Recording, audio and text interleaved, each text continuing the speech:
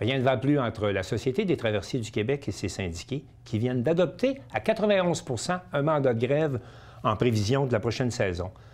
Cette position a des impacts importants pour plusieurs municipalités au Québec et, on s'en doute, particulièrement pour l'île aux Coudres. J'en parle avec le maire de l'île aux Coudres, Christian Dufault. Monsieur Dufault, bonjour. Bonjour. Monsieur Dufault, on dirait que ça va de mal en pire avec la Société des traversiers du Québec. C'est le jour de la marmotte là, perpétuelle. Là. Ça n'arrête pas, les mauvaises nouvelles. Comme vous avez dit tout à l'heure, c'est un mandat de grève illimité qui a été voté hier par les métallos. Et ça va être appliqué, je ne sais pas quand, mais ils ont le mandat de grève illimité pour faire la grève. Monsieur le maire, ça fait plusieurs fois qu'on en parle ensemble, là, puis il y a toutes sortes de démarches qui ont été faites. Vous avez, entre autres, rencontré le ministre Julien, ministre responsable de la capitale nationale, dans le courant des dernières semaines. Est-ce qu'il est question de ça quand vous rencontrez les politiciens qui gèrent la Société des traversiers du Québec? Oui, un peu, parce que il y a eu deux volets dans la rencontre avec M. Julien. Il y a eu le comité là, qui s'est rencontré, le comité citoyen qui s'est rencontré pour faire leurs demandes et nous, la municipalité, pour parler des navires et de la Société des traversiers du Québec, les infrastructures. Qu'est-ce qu'on vous dit à ce moment-là? Bien, M. Julien, il nous a écoutés, là. Il a écouté le comité aussi. OK. Puis il a pris bonne note, en tout cas, il a dit qu'il allait faire des suivis. Et c'est la même chose pour nous, là, la municipalité, pour regarder pour la société, parce que du côté traversier, M. Julien est aux infrastructures terrestres. Lui, c'est lui qui est responsable de la SQI. Ça, c'est le changement de place pour les quais, puis le réaménagement des quais et tout ça. Puis, mais pour les traversiers, c'est surtout Mme Guilbeault et...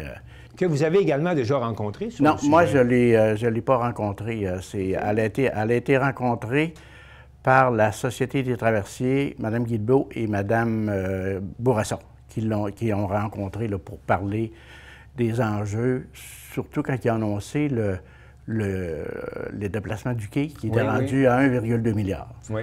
Et on a mis ça sur la sellette. Là, bien, le projet était irréaliste, puis je les comprends, parce que c'est rendu à 1,2 milliard. C'était supposé être un projet de 600 millions.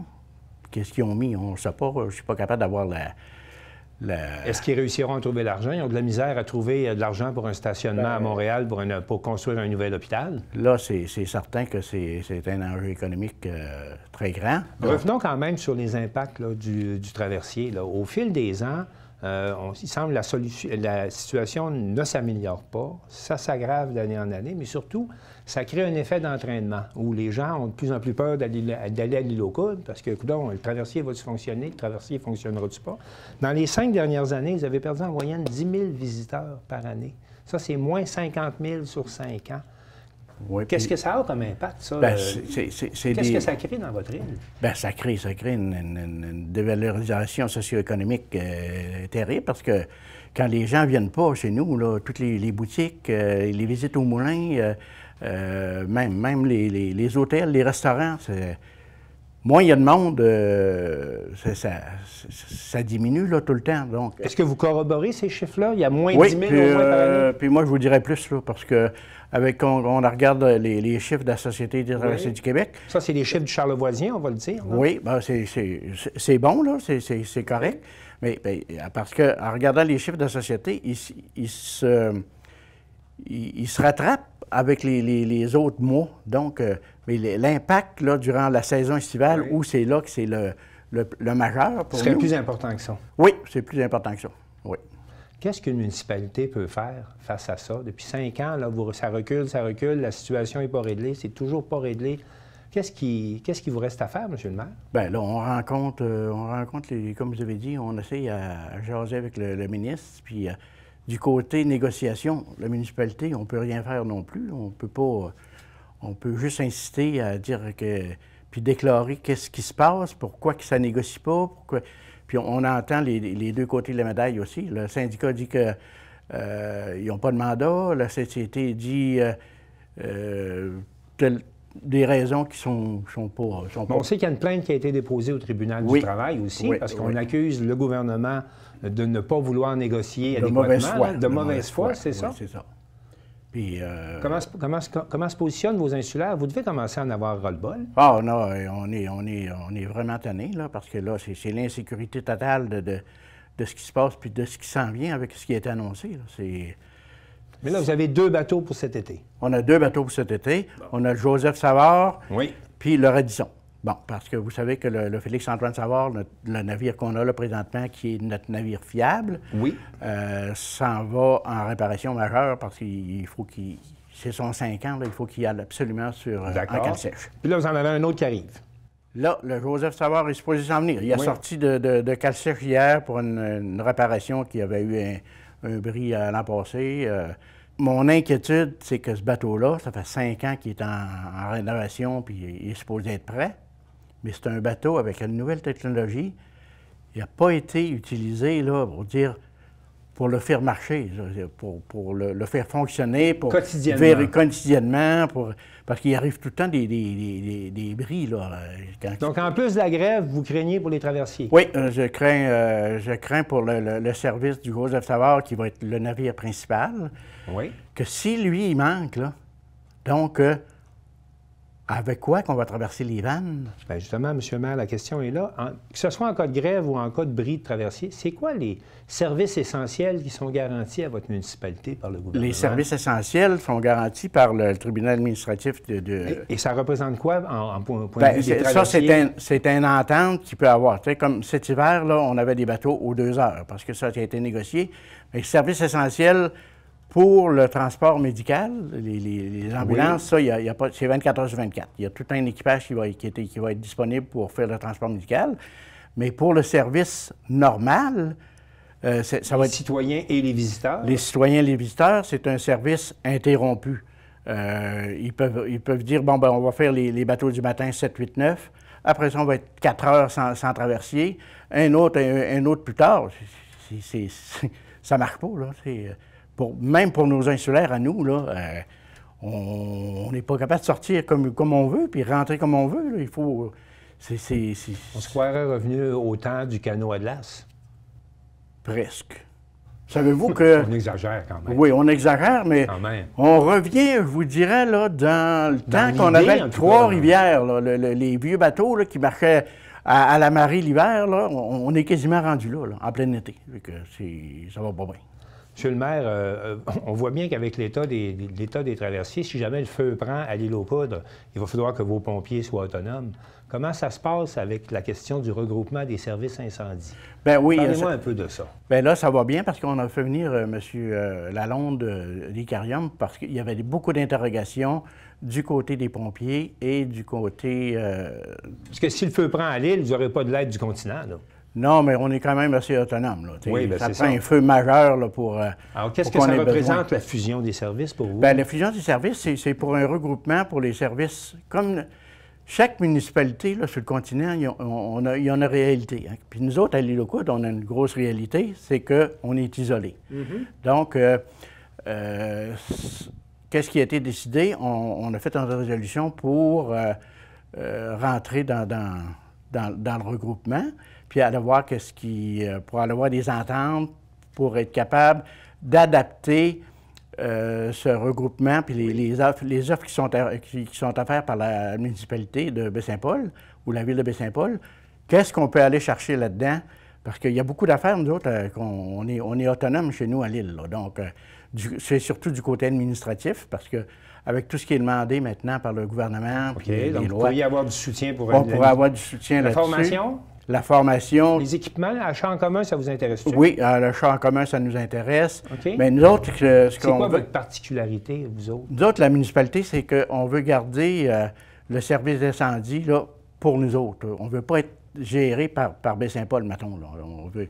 Parler au niveau des opérations? Des opérations, oui. Fait que ça, c'est ça. Puis ce qu'on a demandé aussi dans notre résolution, c'est d'intégrer les chefs pompiers ou l'assistant chef pompier dans le comité pour aller négocier l'entente.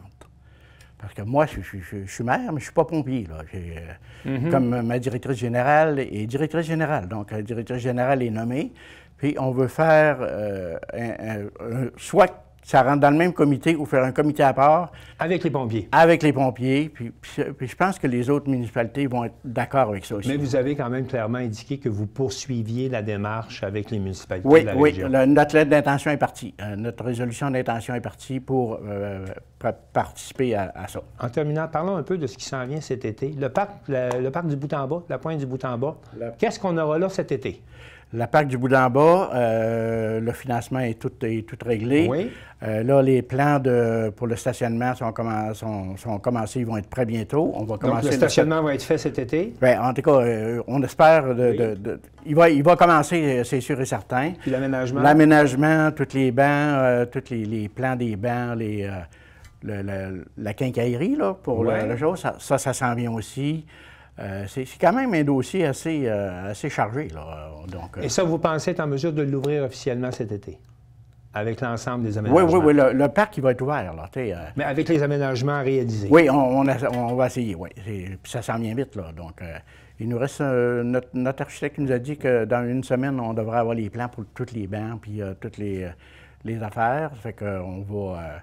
on travaille très fort pour que ça marche. Bon, bien, dans l'espoir que les choses commencent à déboucher là, du côté de la Société des traversiers puis du gouvernement, je vous remercie d'être venu nous voir ce matin.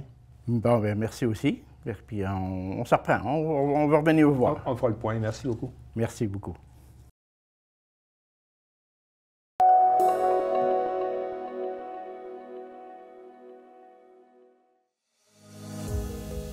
La municipalité de Saint-Urbain a récemment dévoilé le projet de revitalisation de son cœur villageois. L'initiative prévoit différentes phases qui permettront de développer une multitude de services pour les citoyens du village. Ce soir, on a fait la présentation devant, je considère, une belle foule de citoyens, citoyennes engagés et intéressés par le projet. Ça a débuté il y a déjà plusieurs années quand même qu'on y pense. Alors là, qu'on puisse le réaliser. C'est la présentation d'un parc-école avec un parc municipal de loisirs. Parce que l'école et les loisirs Saint-Urbain, c'est collé. Et vous avez l'église, bien sûr. Le projet Signature, mis sur pied conjointement par la municipalité et le Centre de services scolaires de Charlevoix, prévoit de sécuriser les aires de circulation des élèves autour de l'école primaire, alors que l'intérieur du bâtiment a été rénové au courant des dernières années. Je trouve que c'est génial pour les 7-8 prochaines années de pouvoir réaliser un tel projet. L'école a déjà investi beaucoup à l'intérieur au cours des dernières années. Il leur reste encore une année à faire. Fait que c'est pas loin de 3 millions qu'ils auront investi ici à Saint-Urbain pour l'intérieur. Une patinoire extérieure, des stationnements, un jardin communautaire et un agora sont également prévus dans les plans initiaux. Le coût total du projet est présentement estimé entre 2,5 et 3,3 millions de dollars. La mairesse Simard indique cependant que sa mise en œuvre se réalisera en différentes phases pour limiter les impacts des incertitudes économiques sur la livraison finale du produit. Le projet va se réaliser par phase, c'est évident. Avec les annonces de coupure des différents ministères, on n'aura pas le choix et je pense que c'est tout à fait logique de passer au financement. Hein, pour une petite municipalité comme nous, un projet de 2,5, 3,2 millions, c'est beaucoup d'argent, parce qu'on n'a pas seulement que ça dans la municipalité, mais en le faisant par étapes, puis en suivant les financements possibles de différents ministères, je pense que la municipalité est capable d'y arriver. Beaucoup de questions citoyennes ont été posées lors de la soirée de présentation du projet. Claudette Simard indique que le conseil municipal n'est pas fermé à consulter les citoyens pour définir l'avenir du cœur villageois. S'il y a besoin, puis s'il y a des gens qui le demandent, puis qui ont des idées. Tu sais, des gens, ils peuvent avoir des idées de quelque chose devrait être fait, on pourrait peut-être améliorer de cette façon-là. On est prêt à accueillir ce genre. Si on décide de consulter, c'est le conseil qui va le faire. Puis on a actuellement une bonne ouverture. Malgré une participation financière envisagée de plusieurs partenaires, l'élu municipal ne cache pas que les aménagements proposés auront sans doute des répercussions sur le compte de taxes des citoyens. C'est sûr qu'il va y avoir mais majoritairement, c'est sûr qu'il faut qu'on ait de l'aide financière. Ça, c'est évident. Une résidente de Saint-Urbain estime que le projet viendra répondre à des désirs des citoyens. J'ai trouvé ça, comme je l'ai mentionné, extrêmement excitant. Je trouve que le plan est très beau, très inspirant, que ça descende jusqu'à la rivière. Moi, c'était une de mes grosses espérances là, par rapport à ce projet-là. Un conseiller municipal du village s'est pour sa part dit satisfait de la présentation de la soirée. Le contenu, moi, je trouvais ça bien correct. J'espère qu'on va pouvoir en faire un bout cette année, ou bien l'année prochaine. Mais comme il disait, ça peut prendre 2-3 ans, 3 ou 4 ans, on ne sait pas. Pour plusieurs résidents de la municipalité, des questions restent cependant en suspens. Je me demandais pourquoi il restait autant de béton dans la cour d'école. On a répondu, dans le fond, que c'est parce qu'il fallait garder un accès, notamment pour les pompiers, services d'urgence. Ce que je comprends, mais je pense que, de ce que j'ai compris, tout n'est pas final dans ce projet-là.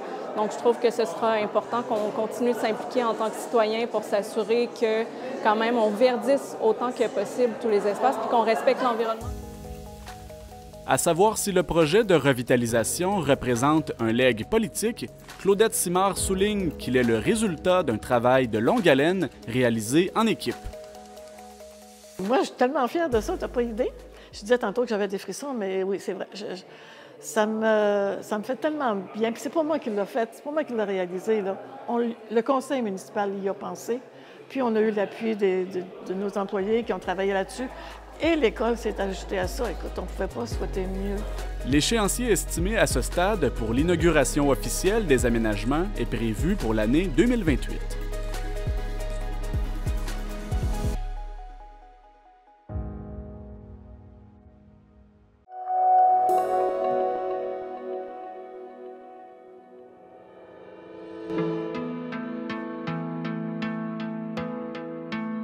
Nichée au cœur de Saint-Joseph-de-la-Rive depuis plusieurs décennies, la papeterie Saint-Gilles célèbre cette année ses 60 bougies. Le président du conseil d'administration, M. Claude Bellé, explique la réflexion qui a mené à la restructuration de la papeterie au cours des dernières années. Moi, quand je suis arrivé en 2019, c'était quand même fragile là, au niveau de la papeterie. Hein. On était dans un cycle où vraiment tout avait vécu longtemps sur la vente de sérigraphie, la vente de produits de luxe, mais qui faisait plus ses chiffres à ce moment-là. Ce qui fait qu'on avait besoin de renouveler puis de repenser le projet. Et repenser le projet, c'est comment aussi revenir quelque part à l'essence. C'est-à-dire, on est une papeterie. On est une papeterie dont la mission, depuis 60 ans, c'est de produire un papier fait main, artisanal, unique, quelque part.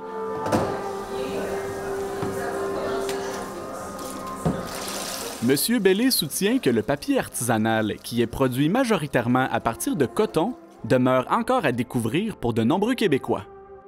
C'est quelque chose qui est peu connu. Oui, c'est un groupe très récent. Fait que l'effort qu'on fait aujourd'hui, puis ce conseil d'administration, c'est sur quoi il s'est mobilisé, dans le plan de commercialisation, dans un plan aussi de philanthropique, c'est vraiment de faire connaître la papeterie, faire connaître ces produits-là et d'aller vers des nouvelles clientèles comme telles. La saisonnalité de la production de l'entreprise a été repensée afin de pérenniser les opérations qui pourront assurer sa survie. La papeterie est une activité très saisonnière, c'est-à-dire qu'on est très actif pendant l'été, puis pendant l'hiver, c'est en sommeil, un peu en hibernation. Puis ça, c'est des choses qui sont très locales, on va dire dans Charlevoix, on est très associé au tourisme, puis c'est saisonnier souvent tout ça. Alors ça donne un certain niveau d'instabilité, autant sur le plan des activités, c'est-à-dire de la main-d'œuvre qui doit être préservée d'année en année en leur donnant un petit congé, en leur disant reviens. Donc, c'est toujours un petit peu instable sur le plan des opérations. Oui. Puis aussi sur le plan des revenus, forcément, parce que d'une année à l'autre, c'est jamais la même saison. Donc là, l'idée, c'est de stabiliser tout ça. Donc, de ne plus dépendre de la saisonnalité, donc de faire de la production de papier à l'année. Dans cette optique, l'équipe de professionnels tente de développer ses relations d'affaires. Donc là, on se structure sur 4 nouveaux marchés. Donc, il y a à la fois l'imprimabilité, donc tous les imprimeurs, les objets corporatifs, les objets dérivés, les objets souvenirs, si on veut. Puis après ça, on a les détaillants, comme les Homer Dessert et les Renaud Bré, qui, eux, vendent le papier. Donc, ces 4 marchés différents-là, on essaye de les approcher pour voir qu'est-ce qu'ils ont à nous apporter. Pierre-Laurent Salin de l'Étoile explique qu'il peut être pertinent de tenter sa chance là où la papeterie n'est pas nécessairement attendue. On a développé finalement des axes qui sont quand même stratégiques auprès des universités, parce qu'au Québec, on a plusieurs universités, on a plusieurs étudiants. ces diplômes que ces étudiants vont chercher à la fin d'un parcours scolaire, bien, ils ont envie de le garder toute leur vie. Donc, pourquoi pas l'imprimer sur un papier fait localement? Puis on découvre que finalement, les universités ne sont pas tout à fait très sensibles à ça dans les dernières années. Mais aujourd'hui, quand on leur dit hey, « D'ailleurs, votre papier, il vient de où? » Puis là, les gens sont « ça. Mais d'ailleurs, le Québec, on en fait ici du papier. Ça, si vous voulez, on pourrait vous en faire un de très haute qualité, fait à la main. On pourrait vous le personnaliser aussi avec certaines couleurs, avec des incrustations de certaines choses, un filigrane à l'effigie de votre logo universitaire. Est-ce que vous aimeriez ça qu'on travaille avec vous? » Fait que là, ils sont très, très à l'écoute de ça. On est quand même content là, parce que ça nous met un peu le pied dans la porte, mais l'Université Laval nous a donné le contrat d'imprimer leur doctorat honorifique pour la session printemps 2025. Donc là, on est fiers de pouvoir offrir à ces doctorants-là un beau diplôme fait localement au Québec. Donc on est vraiment contents. Puis là, ça va donner évidemment l'exemple pour d'autres universités qui vont vouloir nous suivre. D'autres projets voient également le jour au sein du Centre de production artisanale. En fait, on est aussi en train de développer des nouveaux produits dérivés. Donc, on parlait tout à l'heure de ce que les HEC nous orientaient vers d'autres marchés. Mais les produits dérivés, c'est une façon aussi de démontrer le potentiel de ce qu'on peut faire avec le papier. Comme les entreprises, on leur offrirait des feuilles, ils ne sauraient pas trop quoi faire avec. Là, on leur dit, bien, regardez, là, on a des petites enveloppes pour les cartes cadeaux ici. On a aussi des pads pour prendre des notes. Donc ça, c'est des objets dérivés qui peuvent servir auprès des entreprises pour des cadeaux corporatifs. Donc vous arrivez avec la créativité, là? Exactement. C'est le but parce que c'est sûr que les gens ne sont pas forcément tous équipés pour comprendre qu'est-ce qu'on peut faire avec le papier. Fait que là, on leur montre qu'est-ce qui est possible de faire. La Papeterie Saint-Gilles a aussi entrepris des démarches afin d'obtenir une certification officielle pour l'impression de son papier. On a fait une étude avec le HEC l'automne dernier pour vraiment venir étayer puis soutenir tout notre plan de commercialisation. Et là, de vraiment aller revoir au niveau des différents enjeux, des différents marchés qui nous seraient accessibles. On a ciblé 5, quelque part, de ces marchés-là. Puis le plus important de ces marchés-là, c'est le marché des imprimeurs. Même si ça a diminué dans les dernières années, ça demeure quand même un marché de plus d'1 milliard, quelque part, qui est là. Puis, si on peut aller chercher une petite tranche de ce marché-là, il y a quelque chose d'important pour la papeterie. Mais pour y arriver, il nous faut arriver avec un certificat d'imprimabilité de notre papier, un certificat qui fait que les imprimeurs sont dit « Je peux utiliser votre papier, puis je ne mets pas en danger ou en péril mes équipements. » Quand on a commencé, puis on a réalisé des travaux importants avec les gens d'une équipe de cascade qui sont venus ici, qui ont travaillé avec nous, on avait un papier qui faisait énormément de poussière. Ce qui fait que les imprimeurs, de voir rentrer notre papier dans sa note, ils ne voulaient pas, parce qu'ils disaient, écoutez, je vais tout défaire mon imprimante, puis je vais tout la nettoyer pour recommencer après. Ça n'a pas de bon sens. Fait que c'est exceptionnel qu'on te fait rentrer chez les imprimeurs. Là, le travail qu'on fait avec 2 équipes de certification, avec les gens de cascade qui continuent à nous soutenir là-dedans, on est tout prêt, quelque part, d'aller chercher une certification. C'est pour ça que, dernièrement, que la MRC nous a soutenus par le biais du Fonds régional de la capitale nationale. Ils nous ont accordé un montant de 76 000 pour venir soutenir tout ce processus-là.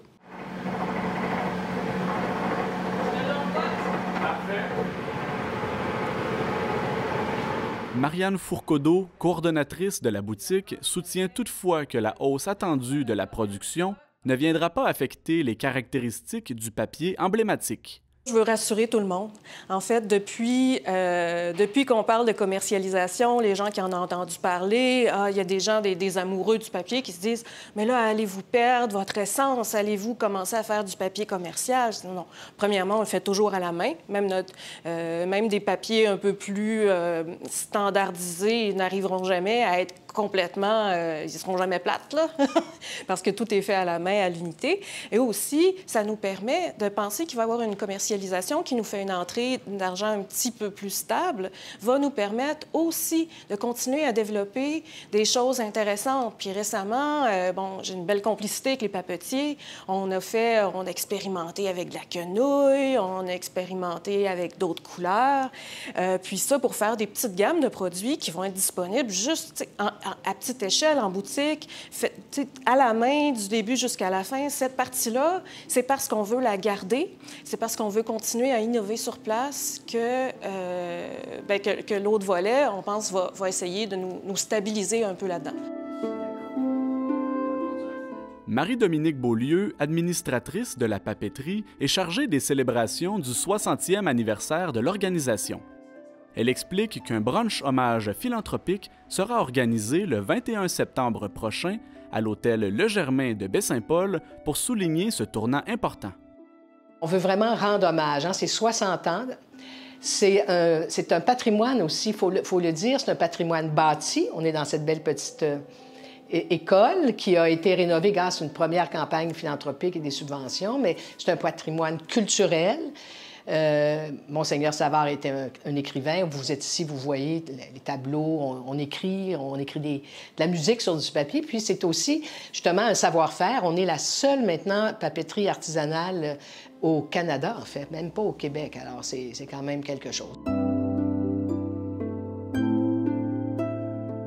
Madame Beaulieu témoigne d'un volet parfois méconnu mais essentiel du financement des organisations culturelles comme celle de la Papeterie Saint-Gilles. La philanthropie, le but, c'est de soutenir. Hein, les gens, on donne pour des causes qui nous tiennent à cœur. On donne à des gens qui sont, dans le fond, le reflet de causes qui nous tiennent à cœur. C'est sûr que nous, c'est le patrimoine, donc le patrimoine bâti, l'art. On aura beau dire, le papier est à la source de l'expression artistique humaine. C'est donc des gens qui sont intéressés à soutenir ça. Vous savez, on n'a pas besoin d'être riche pour donner, on a juste besoin d'être généreux. C'est quelqu'un qui me disait ça, puis je trouve que c'est vrai. Puis on n'a pas besoin de faire des gros dons. Les gens auront la possibilité, puis c'est pas nécessaire d'être des gros dons pour soutenir une cause. À l'aube de l'été qui arrive à grands pas, l'équipe de la papeterie s'attend à une saison touristique favorable. On pense qu'on va avoir un tourisme important parce que les gens semblent pouvoir faire le choix de rester au Québec puis de venir nous visiter, comme on l'a vécu un peu quelque part autour de la COVID et tout ça. À un moment donné, ça a généré une activité touristique importante. Peut-être moins de gens qui vont aller aux États-Unis, qui vont rester ici, des gens qu'on va revoir et on s'attend même à du tourisme américain. Donc, ça vous donne de l'énergie pour développer de nouveaux projets? Tout le temps. Moi, j'en manque pas, là. Tu sais, le papier, j'y crois.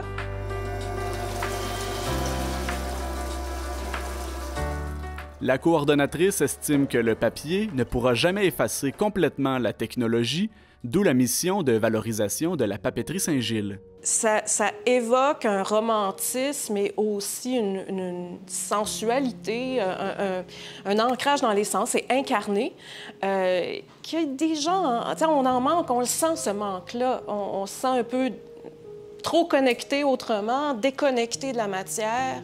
Et ça, ça revient. Et de toute façon, ça fait longtemps que j'en parle. On va vivre un peu les conséquences de la technologie que j'aime beaucoup, mais on a besoin d'un équilibre. Et les grandes inventions ont été écrites sur papier. La technologie commence à quelque part par le papier. Une façon de se reconnecter en quelque sorte. Et oui, voilà. Il va toujours avoir des supports d'écriture. On a besoin de notre corps. On est des êtres de chair, et ça, on ne peut pas le nier. La saison touristique de la Papeterie Saint-Gilles débute officiellement le 15 mai 2025. Pour davantage d'informations, la population est invitée à consulter le site web de l'établissement.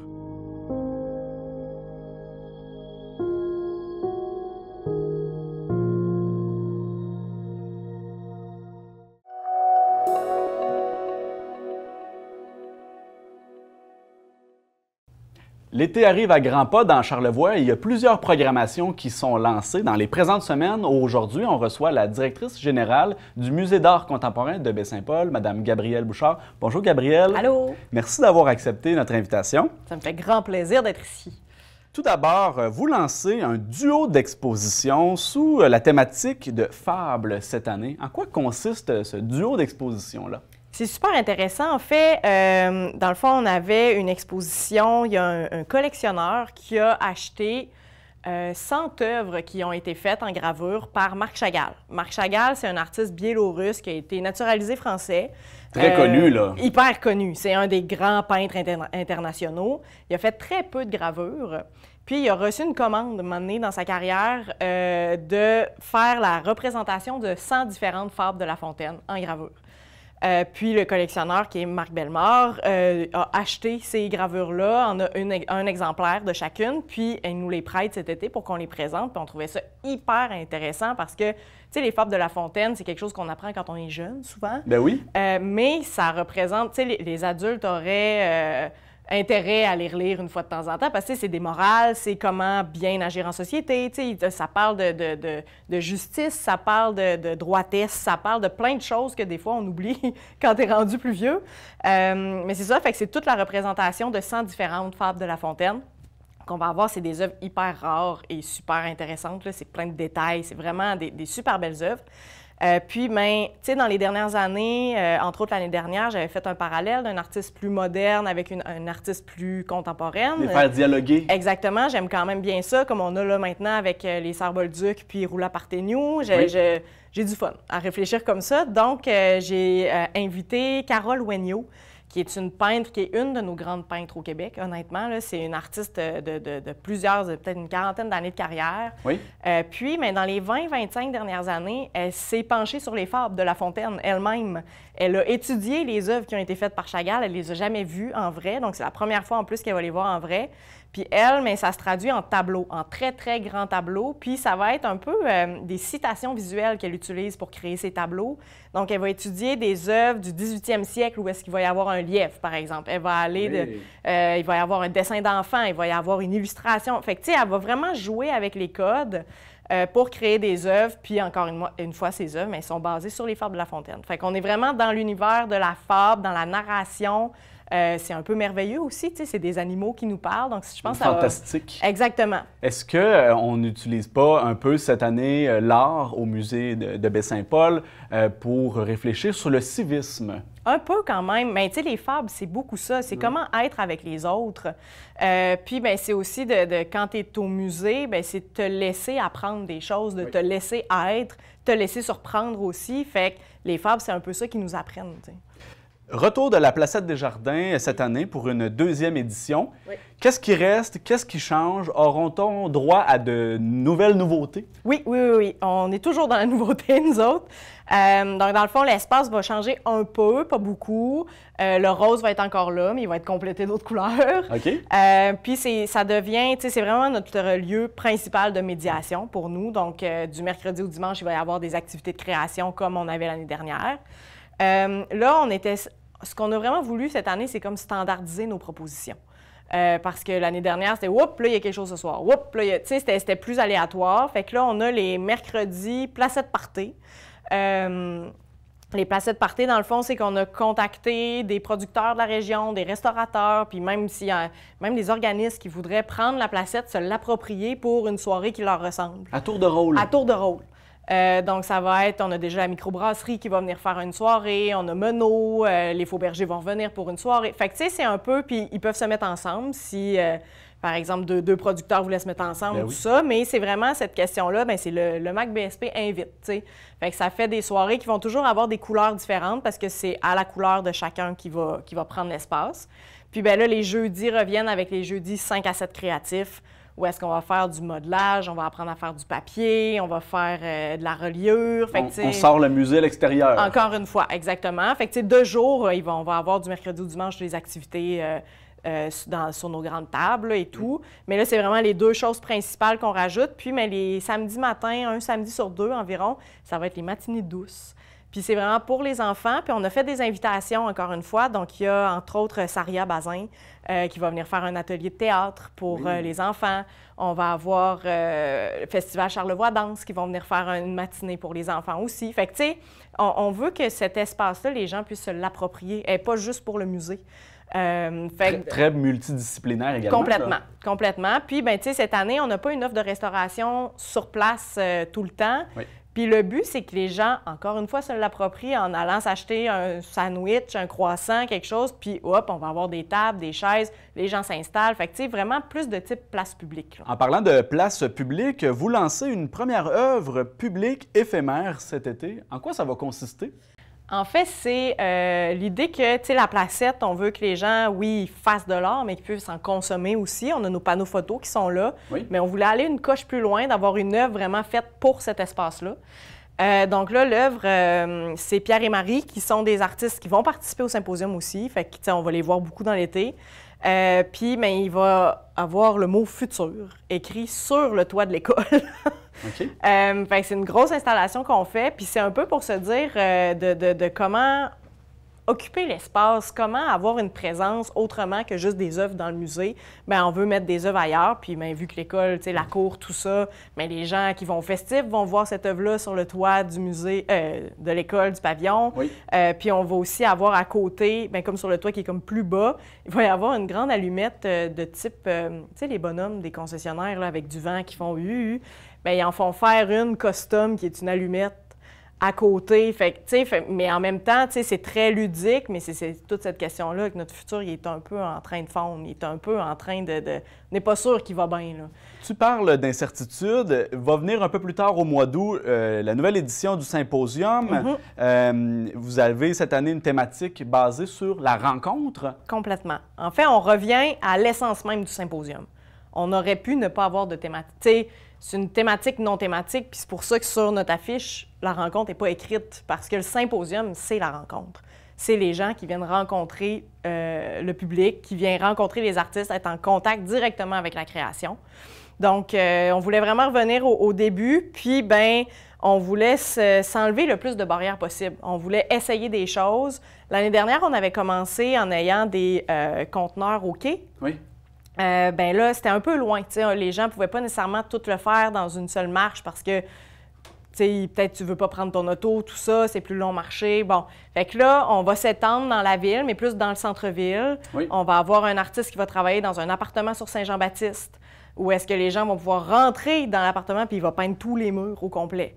Ce que vous dites, corrige-moi si je me trompe, mais c'est à travers la période d'incertitude qu'on traverse, la rencontre est plus importante que jamais, en quelque sorte? Je crois que oui, puis je crois aussi que c'est cette question-là de sortir voir les gens. OK. Fait que, tu sais, oui, il y a la rencontre où est-ce que les gens peuvent venir rencontrer les artistes dans le pavillon, ça va encore exister, mais c'est aussi que des fois, on a peur de cette rencontre-là. On peut se dire, ah, ben l'autre, je veux-tu aimer ça, je veux-tu être confronté? Mais là, on confronte les gens encore plus en étant dans leur espace. On amène l'art à l'extérieur directement aux gens. Là. Et vous ne le faites pas que pour les touristes, là. Vous le faites également pour la population de la région. Exactement. Puis c'est important pour nous de le faire aussi. Pas pour brasser les gens, juste pour voir que cet événement-là, il est pour eux aussi.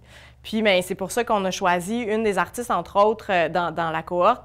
C'est Joanie Lafrenière, qui est une artiste photographe qu'on connaît. C'est elle qui a fait le film sur Gabor, qui a été présenté il y a quelque temps à la bibliothèque. On l'avait présenté, nous aussi, il y a 2 ans. Fait que c'est une artiste qui a vraiment un travail documentaire, un travail près des gens. Puis elle va être, on va lui installer un conteneur près de l'hôpital, dans le coin, tu sais, entre l'hôpital puis les bâtisseurs. Oui. Puis elle, le projet qu'elle nous a soumis, c'est en lien avec les personnes âgées. Parce que les personnes âgées, cette rencontre-là, des fois, elle ne se fait pas avec ces personnes-là. Souvent, on va les tasser, c'est des gens qu'on va moins voir, moins mettre de l'avant. Donc, elle, tout le mois, elle est là pour prendre en photo des personnes âgées, aller les voir, aller à leur rencontre. Puis, tu sais, bien, nous, le pavillon, reste qu'il y a des marches. On n'a pas de... Tu sais, si tu viens en fauteuil roulant, t'es limité. On n'a pas de monte-charge. On n'a pas, tu sais, de pavillon. On a quand même des éléments difficiles avec ça. Donc, c'est pour ça qu'en voulant aller à l'extérieur, bien, on enlève des barrières qui, peut-être, on aurait eu, puis que ça n'aurait pas été possible de faire son projet si on demandait aux gens de venir la voir puis de monter 2 étages, tu sais. Il y a d'autres rencontres que vous souhaitez mettre en lumière également, des rencontres parfois qui sont dans l'ombre, Ouais. que l'on a tendance à ne pas vouloir voir, mais qui sont importantes. Quelles sont-elles? Et quel artiste avez-vous choisi pour les représenter? Oui, bien, tu sais, c'est le fun que tu en parles parce que, tu sais, des fois, quand on parle de cette question-là de rencontre, les gens voient ça tout rose. Tu sais, la rencontre de l'autre, le partage et tout, comment est-ce qu'on va mettre les choses en commun? Oui, mais il y a de la rencontre qui se fait de manière violente.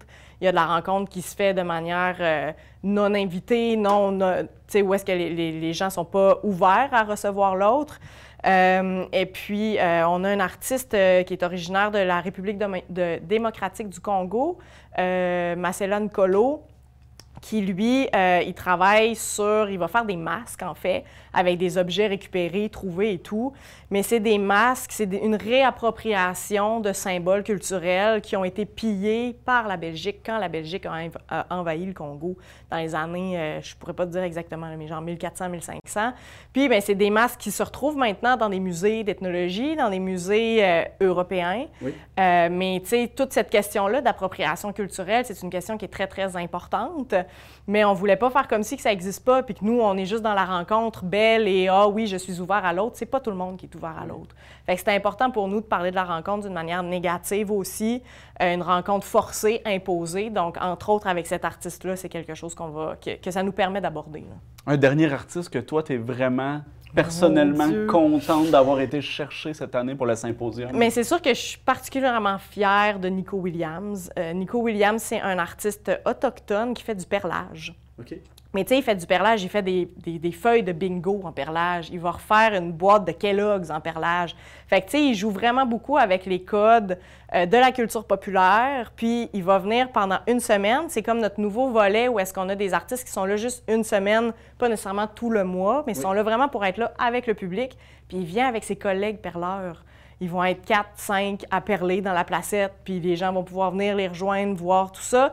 Puis ben moi, c'était vraiment important d'avoir ce contact-là avec des traditions, mais des traditions qui s'approprient aussi une culture populaire. Fait qu'on a plein de couches qui vont se mélanger avec cet artiste-là, mais c'est super intéressant. Quelles sont les dates du symposium pour terminer, Gabrielle? On commence ça le 30 juillet, puis ça va jusqu'au 24 août. Donc, on va avoir vraiment beaucoup d'activités. C'est du jeudi au dimanche cette année. C'est pas du mercredi au dimanche. OK.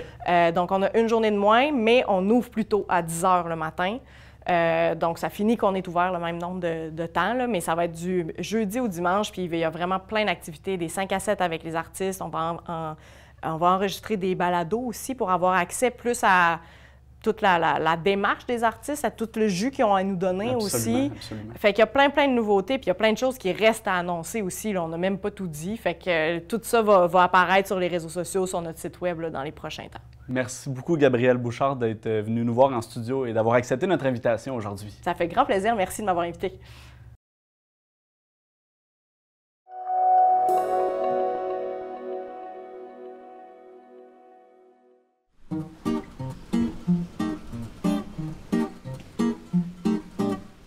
L'île aux Coudres s'apprête à vibrer tout l'été au rythme de la musique et des festivités. L'auberge La Fascine, lieu emblématique de la scène culturelle insulaire, a récemment levé le voile sur sa programmation estivale. Le copropriétaire Frédéric Boudreau se dit enthousiasmé par les activités annoncées. Je pense qu'on a vraiment travaillé fort pour essayer de faire en sorte que chacune des fins de semaine à l'île aux Coudres, il se passe de quoi? De tripant. On a travaillé en partenariat avec les commerces locaux, avec tout le monde, puis on a une super équipe qui s'en vient. Ça va être fou. On a un chef cuisinier de course, on a tout ça, puis on a une fichue de prog. Programmation, vraiment. On est en début mai, ça va se dérouler jusqu'à l'automne? Jusqu'à l'automne tard, en fait, jusqu'à Noël. T'sais, mais ce qui est annoncé sur la pancarte, ça va être... en fait, c'est ce qui se passe à partir d'aujourd'hui jusqu'à la fête du travail.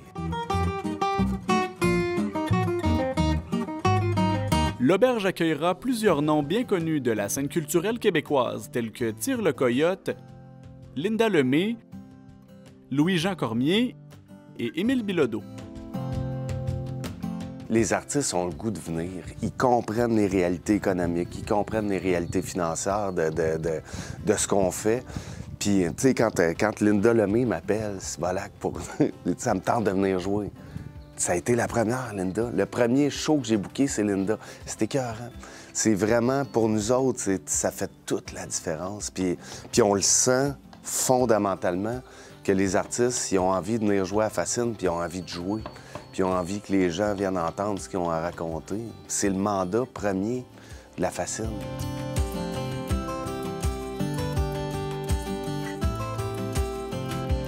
D'autres artistes moins connus pourront également être découverts par la population charlevoisienne et les visiteurs de passage dans la région. Frédéric Boudreau indique que la saison débutera en force avec un musicien d'exception. 23 mai, Adam Karsh. Ceux qui vont manquer ça, ils vont s'arracher la tête d'avoir manqué ça. Qui est cette personne? Adam Cars, c'est un mix de blues folk qui est tellement sincère, tellement intense, tellement intègre. Ça va être fabuleux. Il est venu jouer là, peut-être 4-5 ans, puis les gens m'en parlent encore. Puis sinon, écoute, j'en ai plein d'affaires. Mon vieux chum Alain, Chances, le petit gars Vincent Carré qui vient avec... ça va être écœurant.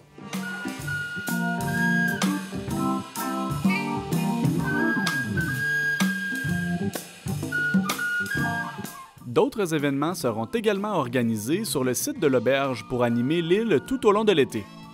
Le premier gros événement, c'est le VanFest. Puis ça, on est fiers de ça. On a travaillé en collaboration avec la gang des éboulements. Puis tu sais, avant, ça se passait à Lillette. Puis là, cette année, ça va se passer en plein cœur du village, en même temps que la fête des voisins. Fait que nous autres, ce qu'on voulait, en fait, c'est que les gens puissent partir à pied puis aller visiter tous les autres commerces, qu'il aille à l'étal, qu'il aille à la fabrique de l'île, qu'il aille à l'épicerie, qu'il aille chez Paul, qu'il aille à la biscuiterie, qu'il aille à la cidrerie, puis tu sais, que ça fasse comme une espèce d'événement dans le village. Puis le camp de base, ça va être la Fascine, parce que nous autres, on a les infrastructures parfaites pour produire ce genre d'événement-là.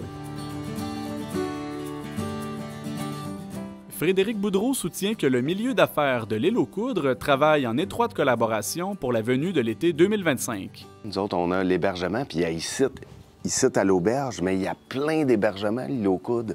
On travaille en synergie ici. T'sais, on travaille avec les Pedneaux, on travaille avec la gang du capitaine, on travaille avec tout le monde. C'est un travail en synergie qui se fait. Puis s'il ne reste plus de place à l'auberge, bien, il reste de la place à l'île pour dormir. Il y a le Cap aux Pierres, il y a plein de places. T'sais.